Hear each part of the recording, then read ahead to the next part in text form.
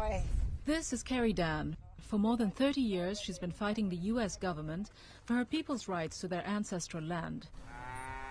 At her Crescent Valley ranch, only a few cows remain. Hundreds of horses were seized when armed federal agents raided Dan's ranch.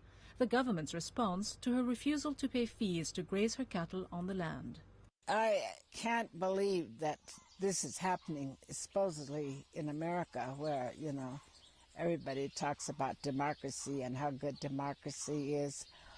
As far as the indigenous people go, we have not seen that democracy.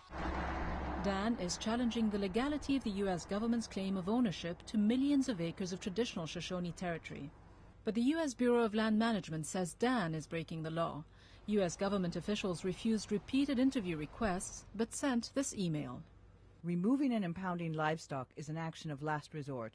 We have made hundreds of attempts to work with Dan. She has chosen not to resolve her issues with the government. But Dan has no intention of paying, even though she's worried that government agents will one day seize her ranch, which sits on some of the most valuable real estate in the world, the second largest gold-producing region on Earth. They claim that the Shoshone are in trespass. Julie Fischel is a lawyer and an activist who has volunteered to help Dan in her struggle. She considers this case one of the biggest land swindles in modern history. They're offering the Shoshone people under the distribution bill approximately 15 cents an acre. But the land may be worth a far greater fortune. For the gold mining industry, Mount Tanabo is estimated to be worth $8 billion. But for the Western Shoshone, its value lies in its spirituality. This is Ruby Valley, where the U.S. government and the Western Shoshone signed a treaty of peace and friendship in 1863. That was the last agreement between the two. Since then, much has happened to this land without the formal consent of the Western Shoshone people. Everywhere you look, corporate activity is growing. Water and geothermal projects here, an open-pit gold mine there, along with all the damage it could cause the environment. The U.S. government is now offering every Western Shoshone $20,000 as a final settlement. But many, like Raymond Yowell, one of the elders and a cousin of Carrie Dan, have refused the offer.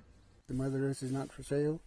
That's what I stand on. I will not accept it. If it's $1 million, if it's 20 million, 100 million, I will not accept it. Not all the Western Shoshone agree. Some just want to take the money and move on. This has been a dream. The Indian money, they called it, so many years ago.